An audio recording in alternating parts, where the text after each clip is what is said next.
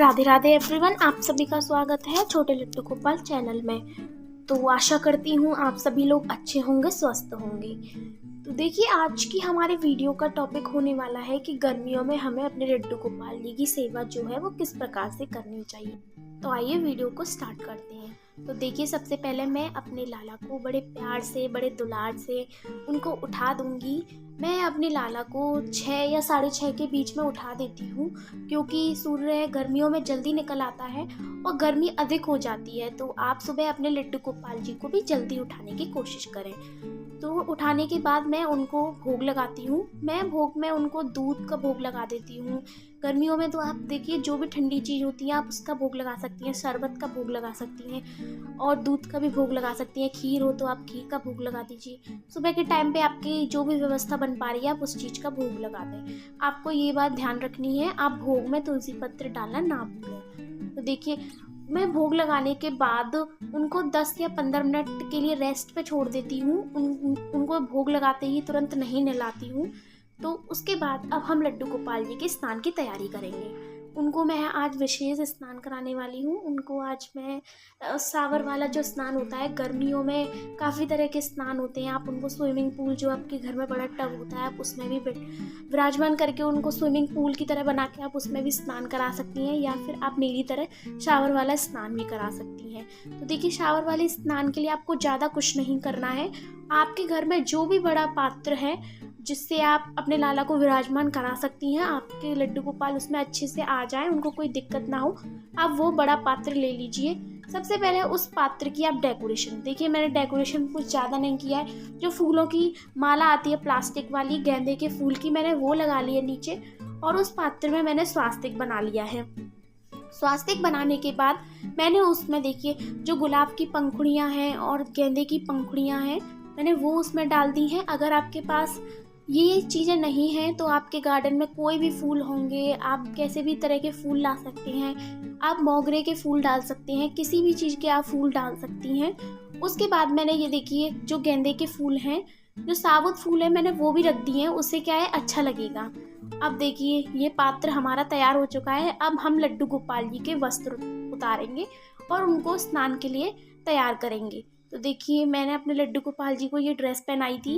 रात्रि में मैंने नेट की ड्रेस पहनाई थी। वैसे तो मैं उनको नाइट सूट पहना के सुलाती हूँ, पर लेकिन ये नेट की ड्रेस थी, ज़्यादा हैवी ड्रेस नहीं थी। जिस दिन हैवी ड्रेस पहनते हैं उस दिन मैं नाइट ड्रेस पहना देती हूँ उनको। उस नेट की ड्रेस वगैरह और कॉटन की ड्रेस वगैरह होती हैं तो मैं वो नहीं उतारती हूँ, उसी में सुला देती हूँ लड्डू गोपाल जी को। तो देखिए, अब मैंने अपने लड्डू गोपाल जी की जो ड्रेस थी वो भी उतार दी और जो उन्हें नैपी पहनी थी वो भी उतार दी।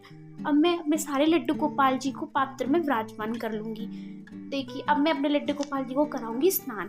तो देखिए, अगर आपके पास जो लड्डू गोपाल जी का शावर आता है, आजकल मार्केट में लड्डू गोपाल जी के जो शावर मिल रहे हैं, आपके घर पे अगर वो अवेलेबल है तो आप उससे भी स्नान करा सकती हैं। और अगर आपके घर पे ये नहीं है, तो शावर नहीं है, तो आपके घर पे चलनी तो होगी। देखिए, चलनी तो सबके घर पे ही मिल जाती है। आप उससे भी लड्डू गोपाल जी का शावर घर पे ही बना सकती हैं। तो देखिए, मैं भी अपने लड्डू गोपाल जी के लिए घर पे ही शावर बना रही हूँ। जो चलनी है उसमें थोड़े से पुष्प और उसमें थोड़ी सी तुलसी दल डाल के, उसमें इत्र छिड़क के अब मैं लड्डू गोपाल जी को स्नान कराऊंगी। तो देखिए, आपको स्नान ताज़ा जो जल होता है उससे ही कराना है। तो देखिए, आपको धीरे धीरे जो चलनी है उसके चारों तरफ आपको पानी डालना है, तो उससे आपका शावर जैसी ही फीलिंग आएगी और लड्डू गोपाल जी को भी आनंद आएगा। गर्मियों में देखिए, आप किसी भी प्रकार से उनको जो है स्नान करा सकती हैं। अगर आप चंदन का स्नान कराना चाहती हैं तो चंदन का स्नान करा दीजिए। अगर आप इत्र से उनको स्नान, थोड़ा इत्र लगा के स्नान कराना चाहती हैं तो आप स्नान ऐसे करा दीजिए। तो देखिए, आपको शावर का स्नान कराने के बाद लड्डू गोपाल जी का जो पात्र है पानी का, उसी में से थोड़ा थोड़ा लड्डू गोपाल जी को पानी डालिए, उनको आनंद आएगा। क्योंकि छोटे बच्चे को जब हम पूल में बैठाते हैं तो उनको भी आनंद आता है, तो वैसे ही हमारे लड्डू गोपाल जी को भी आनंद आएगा। अब देखिए, स्नान कराने के बाद मैंने लड्डू गोपाल जी को 5 मिनट के लिए ऐसे ही छोड़ दिया था। ऐसे ही छोड़ने के बाद 5 मिनट के बाद मैंने उनको, जो उनकी रोजाना वाली टॉवल है, मैंने उनको अच्छे से धीरे धीरे हाथों से मैंने उनको पोंछ दिया था। पोंछने के बाद देखिए, जो भी आपका पात्र है, आप उसको, पात्र में जो भी जल है आप उसको तुलसी जी में डाल दीजिए। तुलसी जी में नहीं डालना चाहते तो आप किसी भी गमले वगैरह में या किसी पेड़ में डाल दीजिए।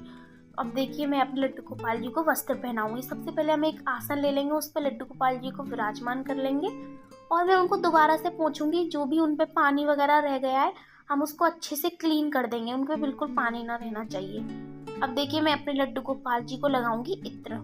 इत्र देखिए गर्मियों में काफ़ी अच्छे होते हैं, ठंडक भी लगती है और लड्डू गोपाल जी को थोड़ी थोड़ी सुगंधी भी आती है। और देखिए आपको उनके पूरे श्रीअंग पे थोड़ी थोड़ी इत्र की मालिश, जैसे आप बच्चों की मालिश करते हैं जब वो छोटे होते हैं, नहलाने से पहले उनकी मालिश करते हैं, आप लड्डू गोपाल जी की नहलाने से पहले मालिश कर दीजिए या नहलाने के बाद मालिश कर दीजिए।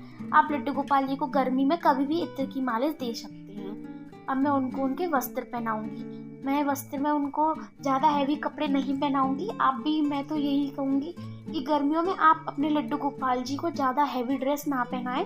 जो भी आपके घर पे कॉटन की ड्रेस है, कॉटन की नेपी है, कुछ भी, आप उनको एक चड्डी भी पहना सकती हैं।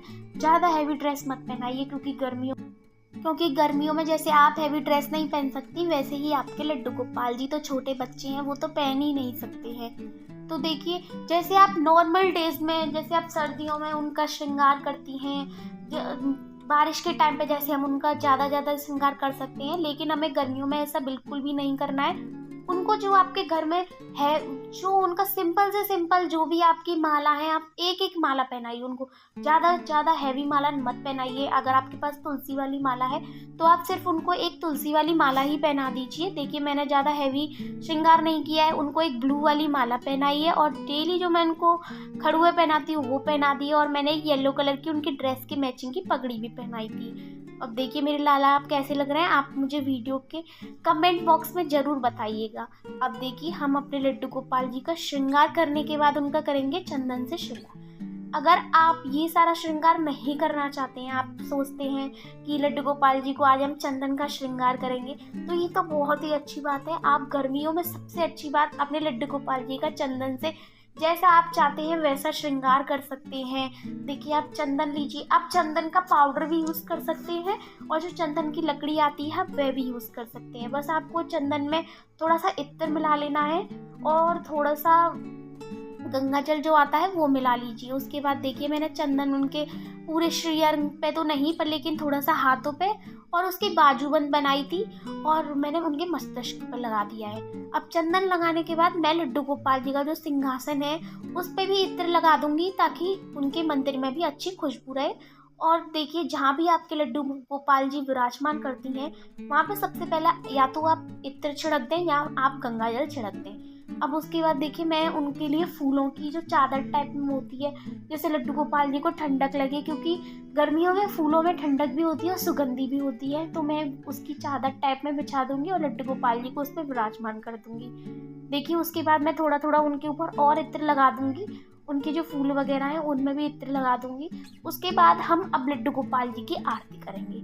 आरती का जो दिया की प्लेट है आप उनसे थोड़ा सा दूर ही रखिए, क्योंकि जब भी आप आरती करेंगे तो आपके लड्डू गोपाल जी के ऊपर जो ताप है आरती का वो जाएगा, तो उनको थोड़ी गर्मी लगेगी और ये आपको अच्छा नहीं लगेगा। तो इसलिए मैं कहूँगी कि आप थोड़ा सा दूर ही रखिए और जब आपका दिया शांत हो जाए तो आप उसको अलग उठा के रख दीजिए। आरती करते टाइम आप किसी की भी आरती गा सकती हैं। आपको आरती गाना नहीं आता तो आप राधे राधे का जाप भी कर सकती हैं। तो देखिए आरती करने के बाद अब मैं उनकी जो झारी जी है उनका पानी चेंज करके उसको मैं उनके पास रख दूंगी। और देखिए मेरा दिया भी इस टाइम पे शांत हो चुका है। अब मैं अपने दिए को भी अलग उठा के रख दूंगी। और देखिए झारी जी में जो भी आपका जल है आप उसको दिन में 3 से 4 बार चेंज कर दीजिए। चेंज क्या है कि उससे जो जल है वो भी ताज़ा रहेगा और लड्डू गोपाल जी को भी अच्छा लगेगा।